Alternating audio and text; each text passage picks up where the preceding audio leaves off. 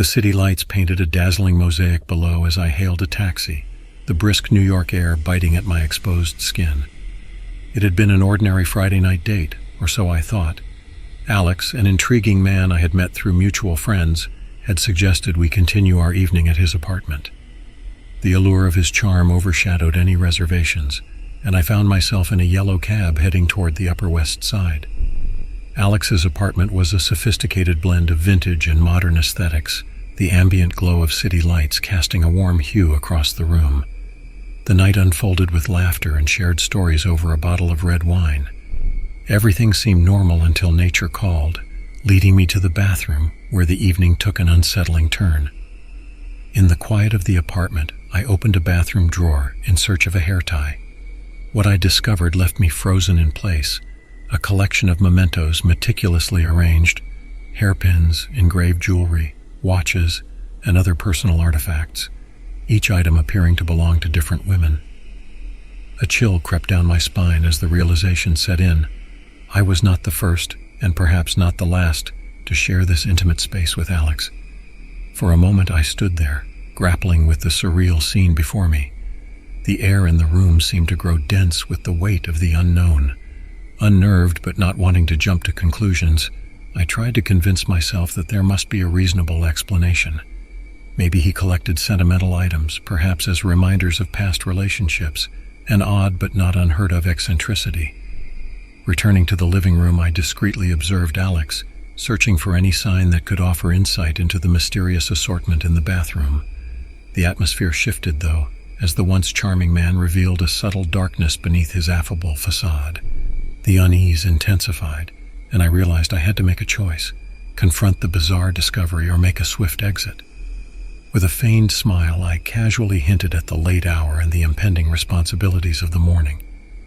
As I moved towards the door, a knot tightened in my stomach, but I maintained composure. However, just as I thought I could slip away from the enigma that was Alex, he blocked the doorway with a disconcerting smile. It was then that the city outside seemed to fall silent, and the apartment became an isolated chamber of uncertainty. "Leaving so soon?" he inquired, the casual tone belied by an underlying tension. I hesitated, my mind racing through scenarios, each more ominous than the last. The realization that I was alone in a stranger's apartment, confronted with a man whose motives I couldn't discern, set off alarm bells in my head. My instincts screamed at me to escape the increasingly claustrophobic space. "It's getting late," I replied, attempting to keep my voice steady. "I should really be heading home." But Alex, seemingly unfazed by my attempt to gracefully bow out, persisted. He moved closer, invading my personal space. Panic welled up inside me as I assessed the situation. With each step towards the door, his demeanor grew more menacing, and it became clear that leaving would not be as simple as I had hoped. A surge of adrenaline fueled my decision to act. I feigned a smile, downplayed the urgency, and made a swift attempt to sidestep him. However, my path to freedom was abruptly blocked as he positioned himself firmly between me and the exit. The reality of the situation hit me like a tidal wave. I was trapped. My mind raced through potential escape routes, but the apartment, once a haven of possibilities, now felt like a labyrinth closing in on me. The unsettling artifacts in the bathroom hinted at a history I couldn't comprehend, and Alex's sudden shift from charming to confrontational sent shivers down my spine. As he loomed in the doorway, the glow of the city outside felt like a distant dream. The once charming evening had morphed into a nightmarish scenario, and I faced a choice: succumb to fear or find the strength to navigate this unsettling encounter. The seconds stretched into an eternity as we stood in a tense standoff, the unspoken tension thickening the air. I took a deep breath, summoning every ounce of courage, and firmly asserted, "I need to leave, Alex. Please move aside." His response was a chilling smile, one that hinted at a darkness beneath the surface. "Why the rush? We were having such a good time," he murmured, the words dripping with an unsettling mix of charm and menace. The apartment, once a realm of possibilities, now felt like a trap closing in on me. Panic set in, but I couldn't let fear dictate my actions. I repeated my plea, my voice unwavering. "I need to go. Now." His demeanor shifted, the smile fading as a flicker of annoyance crossed his face. but still he remained an immovable obstacle, blocking the path to the outside world. It was a standoff between my desire to escape and his insistence on maintaining control. His demeanor shifted, the smile fading as a flicker of annoyance crossed his face. But still, he remained an immovable obstacle, blocking the path to the outside world. It was a standoff between my desire to escape and his insistence on maintaining control. In that tense moment, I weighed my options. The idea of confronting him directly with accusations based on the bizarre collection in the bathroom crossed my mind, but reason reminded me that I was alone in a stranger's home with no knowledge of his intentions. My priority became clear.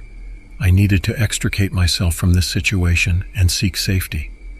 Summoning the last reserves of determination, I took a step back, assessing the room for any object that could serve as a makeshift weapon or distraction. The dim light cast elongated shadows, adding to the surreal atmosphere. My heart pounded in my chest, each beat a reminder of the urgency of this situation. As if sensing my resolve, Alex's expression shifted again, this time to one of veiled hostility. "You're being paranoid. Just stay a little longer," he urged, the charm replaced by an unsettling insistence.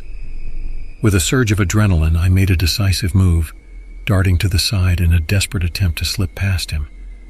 But he reacted with surprising agility, blocking my path once more. The realization struck me.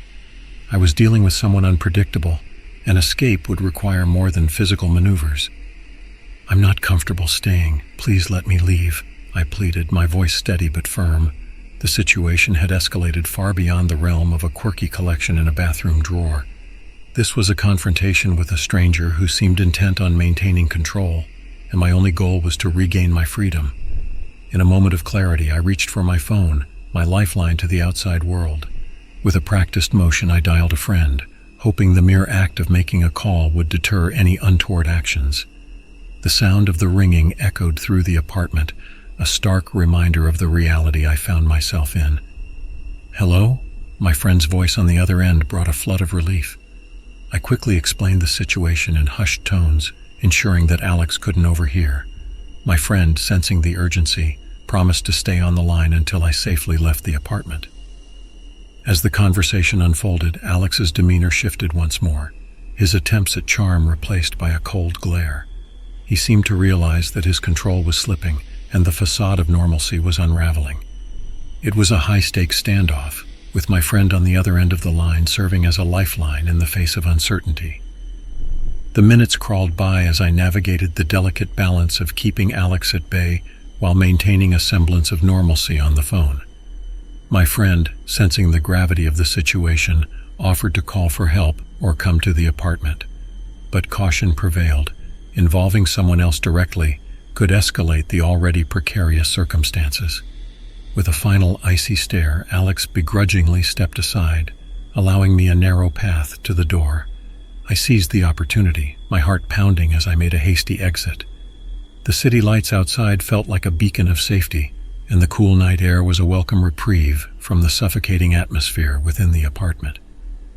As the door closed behind me, I hurried down the hallway, the echoes of my footsteps a reminder of the close call. The city, with its bustling streets and indifferent crowds, became my sanctuary once more. The cab I had arrived in was still parked at the curb, a reassuring sight. I slid into the back seat, the sense of relief washing over me. With a quick glance back at the apartment building, I directed the driver to take me far from that unsettling chapter of the night. The cityscape blurred outside the window as I reflected on the surreal events that had unfolded. What began as a typical Friday night date had spiraled into an encounter with the unknown. The mementos in the bathroom drawer, the unnerving confrontation at the doorway. Each moment lingered in my mind, leaving an indelible mark on my perception of safety and trust. As the cab navigated the labyrinthine streets of New York, I couldn't shake the lingering unease. The city, vibrant and relentless, had become the backdrop to a nightmarish interlude. I had narrowly escaped a situation that defied logic, leaving me to grapple with the unsettling realization that danger could lurk in the most unexpected places. The city lights glittered ahead, a mosaic of possibilities and pitfalls.